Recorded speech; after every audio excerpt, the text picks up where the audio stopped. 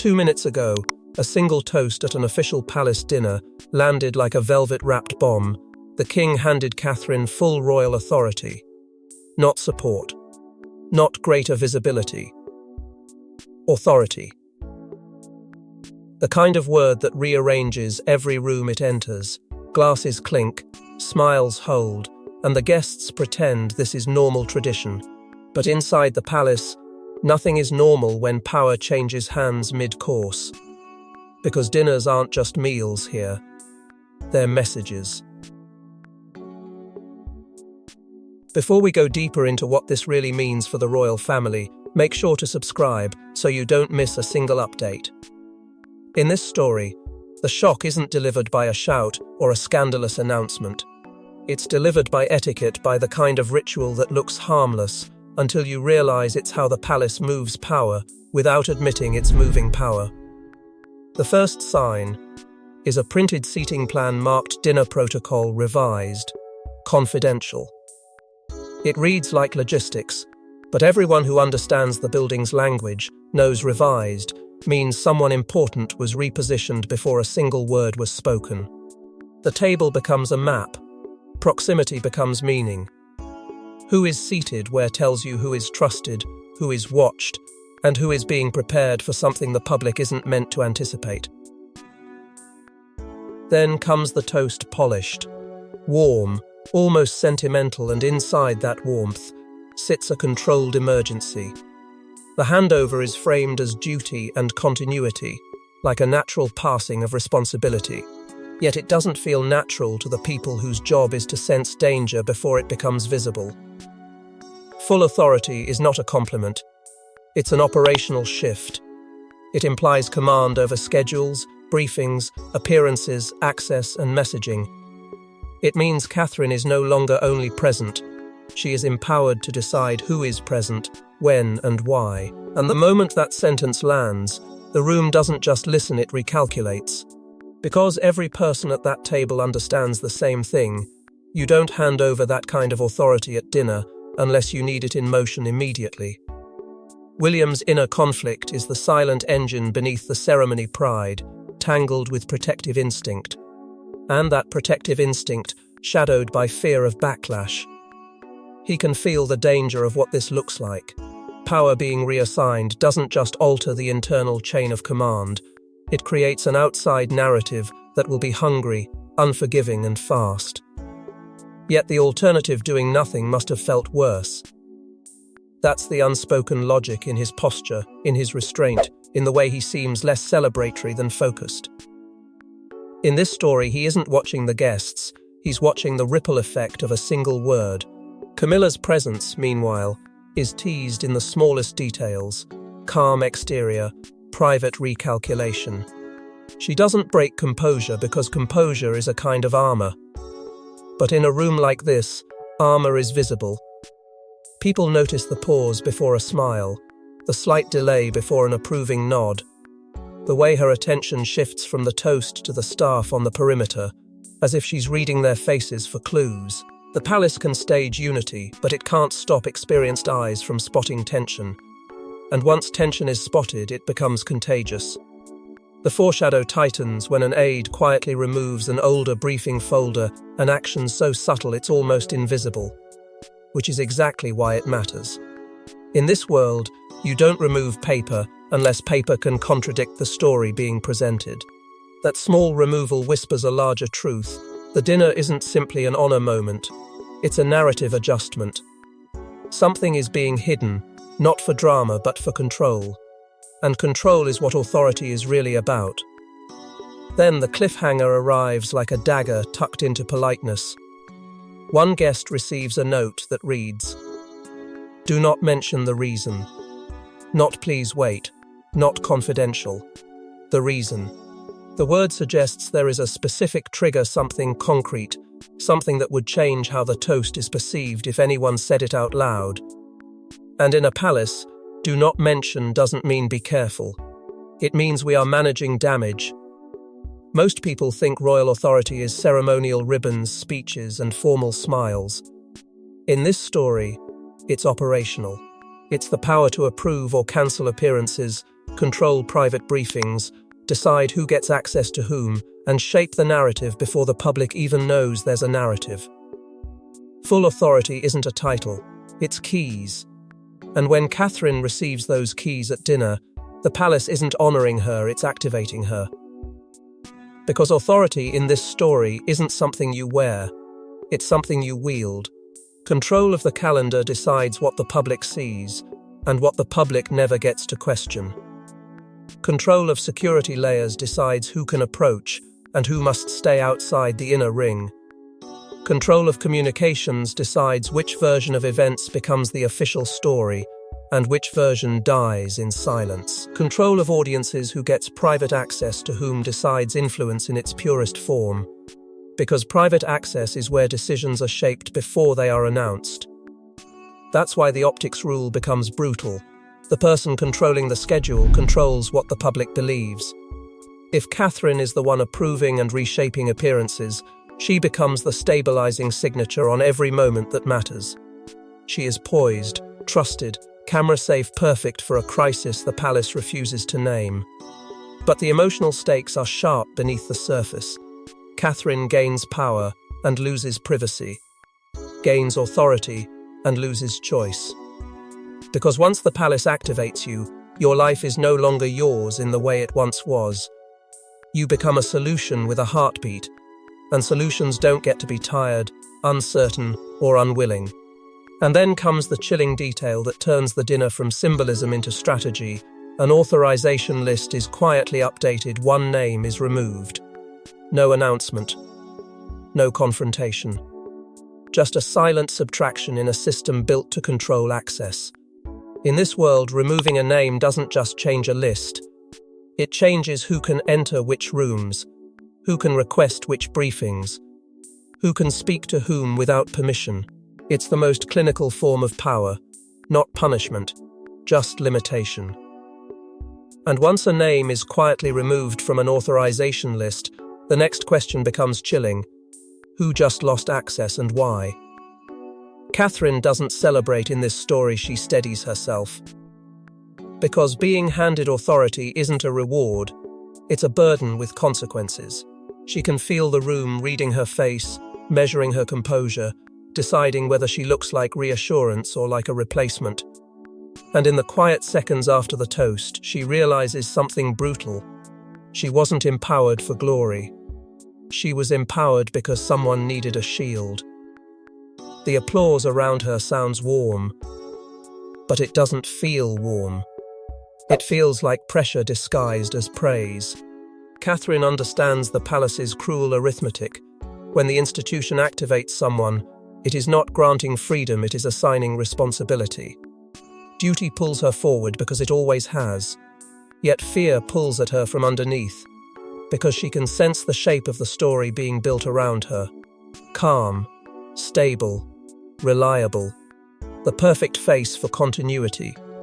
And in this dramatized world, being the perfect face for continuity often means you're being used to cover something that cannot be openly addressed.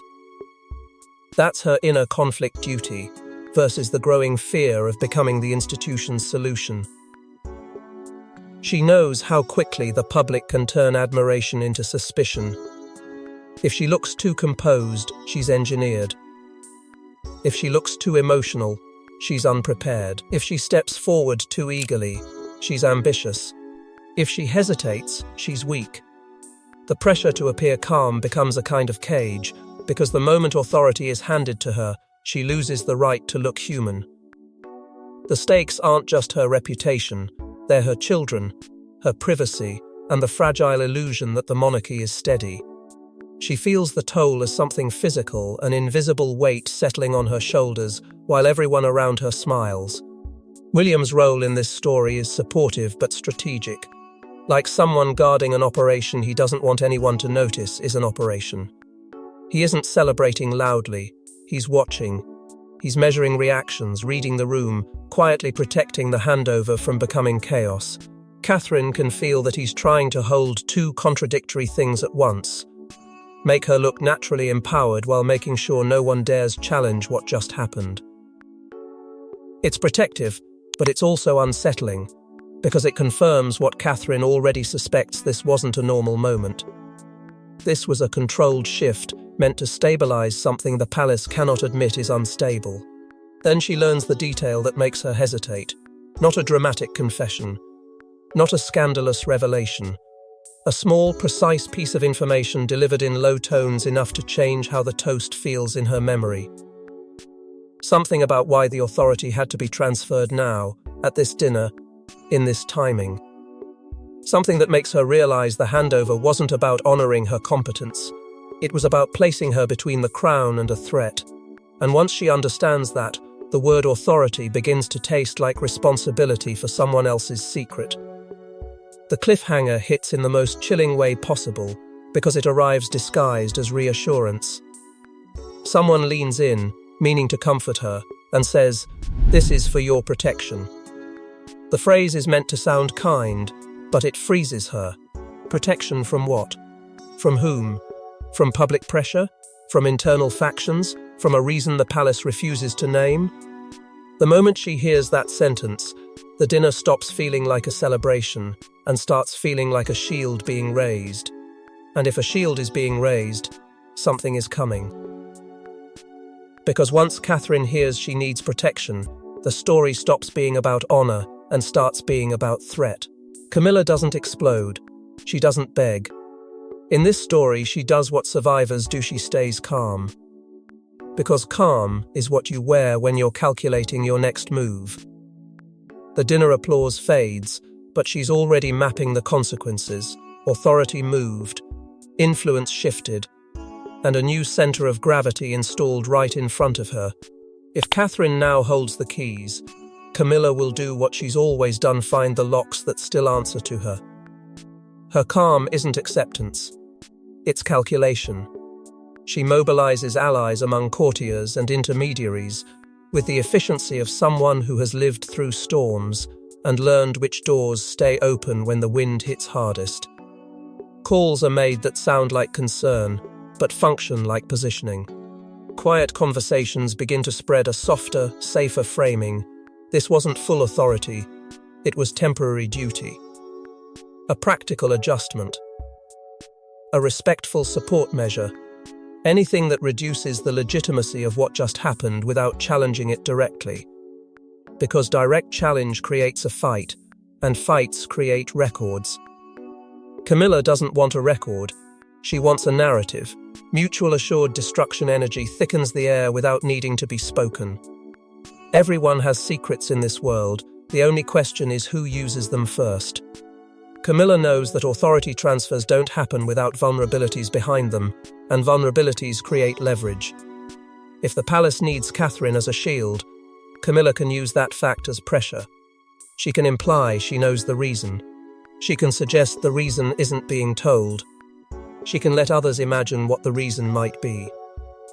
Imagination is a weapon, and it requires no proof. William becomes a target in the same breath. In this story, whispers begin to frame him as the architect of a palace power, play an heir maneuvering his wife into authority to secure the future. Whether that is true or not is less important than how useful the accusation is. It turns the handover from stability into scheme. It threatens to turn Catherine's composure into evidence of planning. And once that frame takes hold, Camilla gains the ability to position herself as the wronged figure, while positioning William as the aggressor. Foreshadow darkens with the hint of a contingency file connected to the reason. Something documented enough to matter. Something that could embarrass the wrong people if it surfaced. Something that might force the palace to negotiate behind closed doors. Camilla doesn't need to show it. She only needs the right people to believe it exists. Belief changes behavior. Belief makes the machine hesitate. Belief makes allies cautious and opponents slower. And in palace politics, slowing your enemy down can be more powerful than attacking them outright. Then comes her decisive move. She requests a private audience with the king, excluding Catherine. The exclusion is the message. If Catherine holds full authority, why is she being cut out? And if Catherine is being cut out, what does full authority really mean? Camilla's request isn't just about conversation, it's about reasserting that access still flows through older channels, that she can still reach the axis of power without going through the new keyholder. And when that happens, the dinner's meaning changes. The applause becomes a mask, the toast becomes a performance, and the palace feels like it is running two scripts at once, one for the public, one for the war inside. And when private audiences begin excluding the person holding full authority, the palace doesn't just feel tense, it feels staged. In public, the palace is one face. In private, it's a maze of factions. In this story, the authority handover doesn't unify the household, it fractures it. Senior royals protect legacy. Courtiers protect the machine. Political handlers protect stability. And everyone understands the same terrifying truth. If the public senses confusion at the top, the crown bleeds credibility.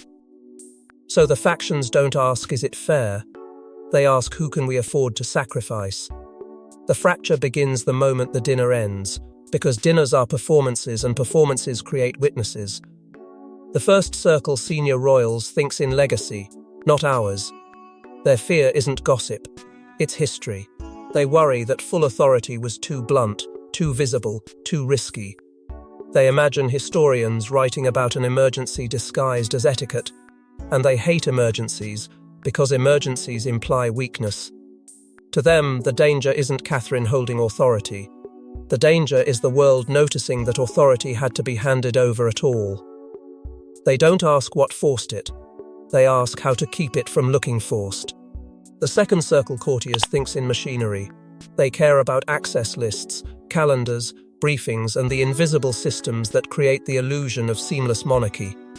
Their incentive is control through procedure. If Catherine now holds the keys, the courtiers need to decide whether they align with her quickly or slow her down quietly. Some see her as order, others see her as disruption. But all of them see opportunity, because any transition creates gaps, and gaps are where influence can be inserted. This circle doesn't speak in emotion. It speaks in protocol updates and revised guidance, and those phrases can quietly decide who wins without anyone raising their voice. The third circle political handlers thinks in stability. Their incentive is public calm. They fear the phrase full authority becoming a headline because it suggests a vacuum at the top. They know silence looks guilty and statements look weak. They know the public will interpret hesitation as concealment. So they push for one goal: smooth optics. Keep Catherine visible, confident, competent. Keep the king dignified. Keep Camilla controlled. Keep the story boring enough that it dies. But boring is hard to sustain when power has visibly shifted, and they can feel the pressure building toward leaks. Catherine's camp moves with speed and order, trying to make the authority look natural by acting as if it always existed. Calm optics. Immediate scheduling decisions.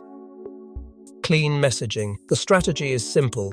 Prove she can carry authority by making the institution look steady under her hand. But speed creates suspicion, and suspicion creates enemies. If she moves too decisively, she looks engineered. If she moves too gently, she looks like a placeholder. In this story, her supporters want her to dominate the narrative before anyone else can define her.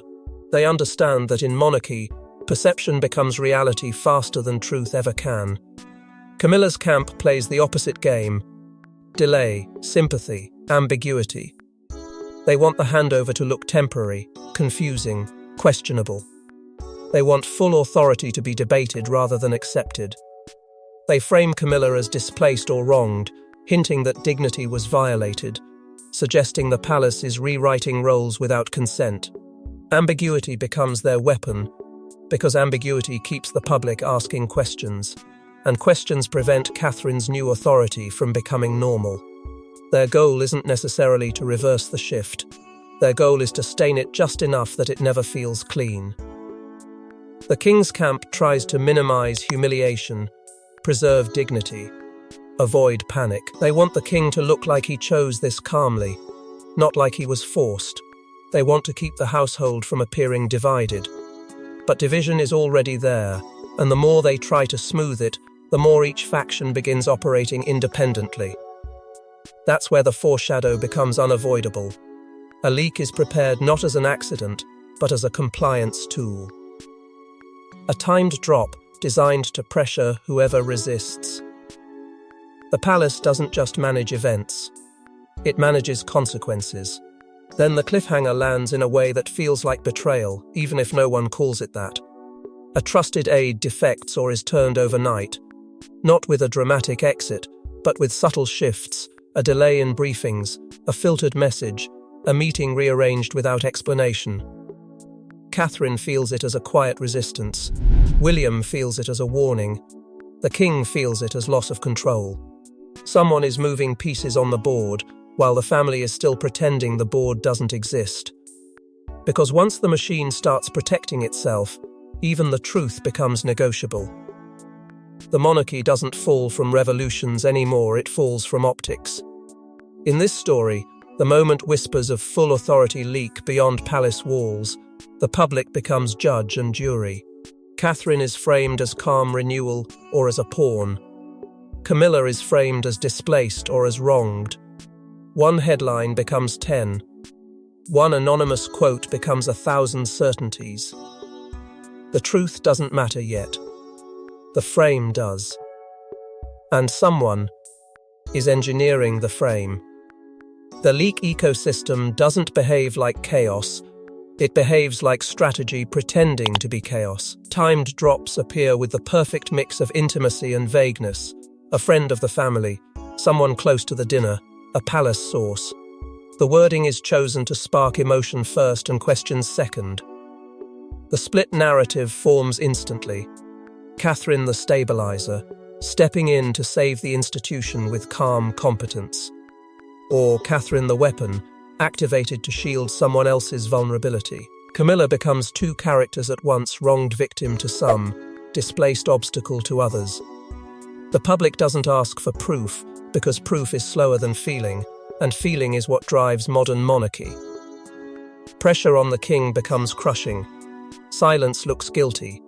A statement looks weak. If he confirms the handover, he admits a shift that invites why. If he denies it, he contradicts the optics of Catherine's new positioning and makes the palace look dishonest. Every option is a trap.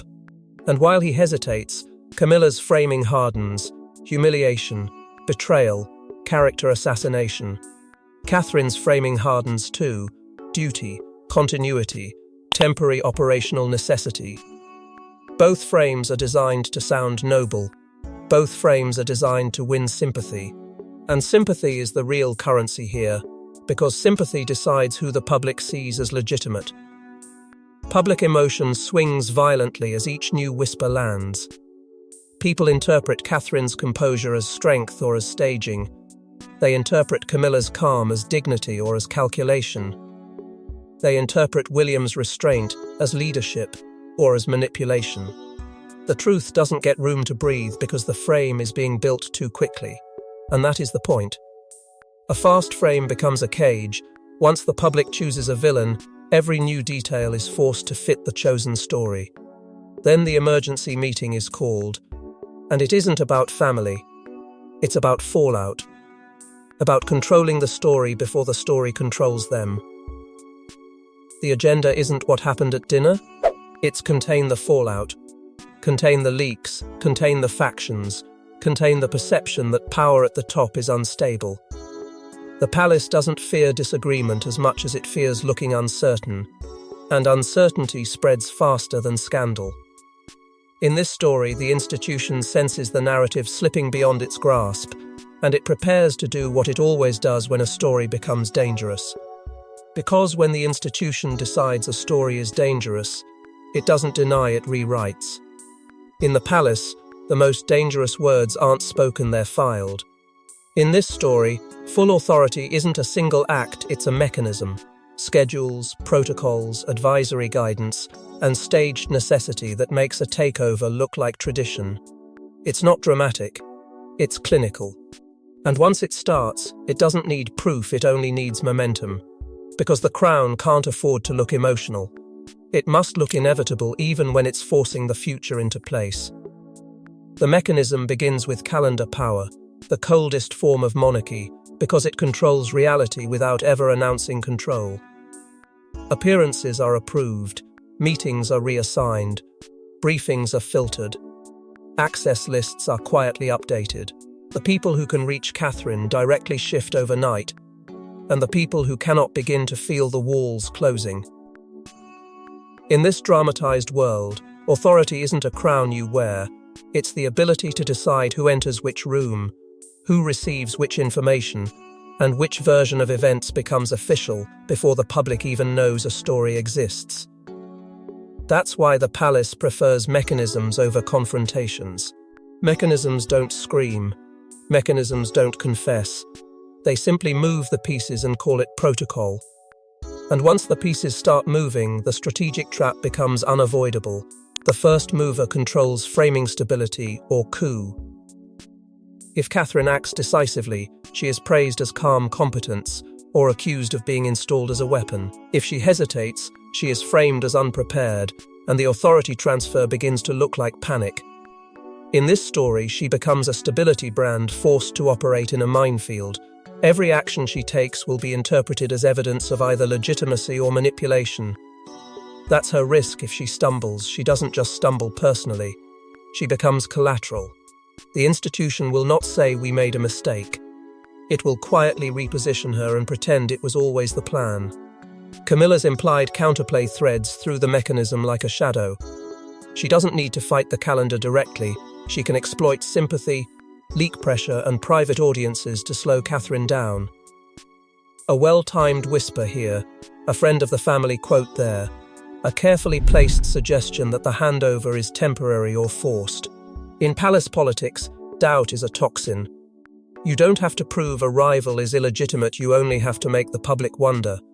And while the public wonders, the institution starts managing risk instead of building confidence. That management becomes a weapon in itself. Foreshadow tightens around a second document, something quieter than the toast and more powerful than any speech. Not a headline document. A procedural authorization. A formal framework that turns full authority into an enforceable structure. It exists to make the shift feel inevitable, to create paper justification if anyone challenges the transfer later. In this story, that second document is the lock behind the key. It ensures Catherine's authority cannot be dismissed as ceremonial. It also ensures that anyone who resists can be framed as resisting stability itself. Then the warning arrives like ice in a warm glass. If you hesitate, you lose. It isn't a threat shouted in anger. It's a fact delivered by someone who understands how the machine works. Catherine hears it and realizes the cruel logic. She must move fast enough to look legitimate, but carefully enough to look humane. She must carry authority without appearing hungry for it. She must protect the crown, while the crown quietly tests whether she is strong enough to be used as its shield. And with every step she takes, the mechanism tightens. Because the mechanism is designed to accelerate. Once it has started, momentum becomes truth. And truth becomes the story everyone repeats. And when the mechanism tightens, the final confrontation isn't about authority anymore, it's about who controls the crown's future. When a palace plot succeeds, it doesn't end, it reshapes the battlefield. In this story, Catherine holds full authority with perfect composure, and the palace offers the public a neat explanation. But inside, nothing feels neat. Because authority transfers don't happen without cost. The king's dignity is preserved in public, weakened in private. Camilla's influence doesn't vanish, it shifts underground. And the real question turns terrifying. Who forced this hand? The public framing war ignites instantly, as it always does when the palace tries to offer closure too quickly. Smooth transition, say those desperate to believe stability is natural. Cover up, say those who feel the neatness is hiding something sharp. Palace coup, Say those who recognize that power doesn't move this openly unless the institution is trying to prevent something worse. And Catherine becomes the center of all three narratives at once. Her cost is burden and scrutiny, the fear of being used as a shield, while others fight in the shadows. Every smile becomes analyzed. Every decision becomes a test of whether she is truly empowered or merely staged. William's cost deepens into responsibility without total control. He is associated with the shift whether he wants to be or not. Suspicion grows around him, because in this dramatized world, people assume the future king must have orchestrated the future queen's rise. Even if his motive is protection, the public may read it as ambition. Meanwhile, inside the palace, the king's consequence becomes quietly devastating, calm optics paired with private weakness, a precedent set that authority can be transferred at a dinner table. Precedents do not disappear, they become tools others can reach for later. Then the twist begins to creep into view through the shadow of that second document.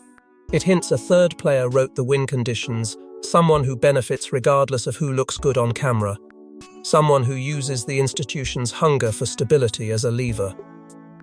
The more Catherine's authority becomes operational, the more the machine reveals itself. Legitimacy isn't inherited. It's staged.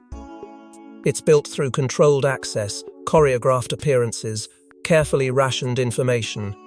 And once you see that, the handover stops feeling like honor. It starts feeling like strategy. A strategy triggered by a threat the public is not permitted to name. That's why the final cliffhanger line lands like a diagnosis, not a slogan. This wasn't about authority, it was about control. Control of narrative, control of access, control of who is protected and who is exposed, control of the story the Crown wants the world to believe. And when control becomes the true theme, the toast becomes only the opening move, not the conclusion. So the question isn't whether Catherine can carry the Crown's weight, it's whether the Crown can survive what comes next. Because the real story is no longer who holds authority, it's who's been pulling the strings all along. Thanks for watching. Please don't forget to like and subscribe, and we will see you in next one.